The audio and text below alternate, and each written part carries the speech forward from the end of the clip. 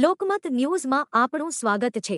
વડોદરાના પતંગ રસિકો માટે ખુશીના સમાચાર છે। આંતરરાષ્ટ્રીય પતંગ ઉત્સવ હવે વડોદરામાં યોજાશે। વડોદરા શહેરમાં આંતરરાષ્ટ્રીય પતંગ મહોત્સવ યોજવા બાબતે વડોદરાના સાંસદ ડોક્ટર હેમાંગ જોશીએ ગુજરાત ટુરિઝમને પત્ર લખ્યો હતો। નવલખી ખાતે દર વર્ષે યોજાતો આંતરરાષ્ટ્રીય પતંગ ઉત્સવ આ વર્ષે વડોદરામાં રદ થતા પતંગ રસિકોમાં ભારે નારાજગી જોવા મળી હતી। પતંગ રસિકોની રજૂઆત બાદ સાંસદ દ્વારા કરાયેલી રજૂઆતને પગલે હવે વડોદરા ખાતે પતંગ ઉત્સવ યોજવાનો નિર્ણય લેવાયો છે। આગામી દિવસોમાં ગુજરાત ટુરિઝમ અને જિલ્લા કલેક્ટર સાથે સંકલન કરી આંતરરાષ્ટ્રીય પતંગ ઉત્સવની તારીખ જાહેર કરવામાં આવશે એવું સાંસદ ડોક્ટર હેમાંગ જોશીએ જણાવ્યું। ગઈકાલે આપના જાગૃત મીડિયા તથા ઘણા બધા પતંગ રસિકોના માધ્યમથી મારી પાસે આ રજૂઆત આવી હતી કે વડોદરાની અંદર વર્ષોથી યોજાતો કાઇટ ફેસ્ટિવલ કે જે સરકારશ્રી દ્વારા એમના સહયોગથી આ કાઇટ ફેસ્ટિવલ યોજાતો હોય છે।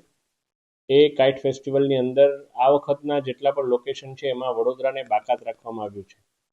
આ બાબતે મેં વિભાગને જાણ કરી અને એમની સાથે ટેલિફોનિક ચર્ચા કરી અને જે ઉચ્ચ અધિકારીશ્રીઓ છે તેમના સહયોગથી મેં એમને કહ્યું કે વડોદરા એક એવી સંસ્કારી નગરી છે, સાથે સાથે ઉત્સવોની પણ નગરી છે અને વર્ષોથી ઇન્ટરનેશનલ કાઇટ ફ્લાયર્સ પણ નવલખી મેદાન ખાતે આવી અને પોતે કાઇટ ફ્લાઇંગ કરતા હોય છે। ત્યારે વડોદરાની અંદર આ ઉત્સવ કન્ટિન્યુ રહેવો જોઈએ અને એની અંદર ફરી એકવાર વડોદરાનો ઉમેરો કરવા માટે મેં એમને રિક્વેસ્ટ કરી અને એક ઔપચારિક પત્ર પણ લખ્યો હતો।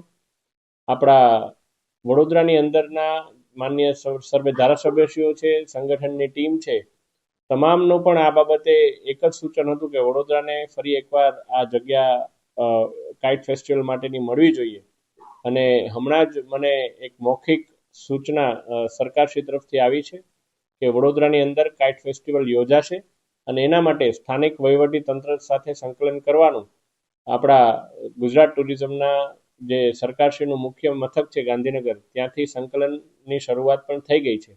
એટલે હવે સ્થાનિક વહીવટી તંત્ર માન્ય કલેક્ટરશ્રી, માન્ય કમિશનરશ્રી સાથે સંકલન કરીને વડોદરાની અંદર પણ કાઇટ ફેસ્ટિવલ માટેની નવી તારીખ જાહેર કરવામાં આવશે અને વડોદરાના તમામ જે પતંગ રસિકો છે એમને આ કાઇટ ફ્લાઇંગ માટેની એક જે તક એમને લાગતું હતું કે તક જતી રહી, પરંતુ મને વિશ્વાસ હતો આપણી આદરણીય મુખ્યમંત્રી શ્રી ભૂપેન્દ્રભાઈ પટેલજી અને નાયબ મુખ્યમંત્રી શ્રી હર્ષભાઈ સંઘવીજીની સરકાર પર કે આ બાબતે વડોદરાની રજૂઆત તેઓ માન્ય રાખશે અને થયું પણ એવું જ। આપણી જે કંઈ પણ માંગણી હતી એનો સુખદ અંત આવ્યો છે અને વડોદરાની અંદર કાઇટ ફેસ્ટિવલ યોજાવાનો છે।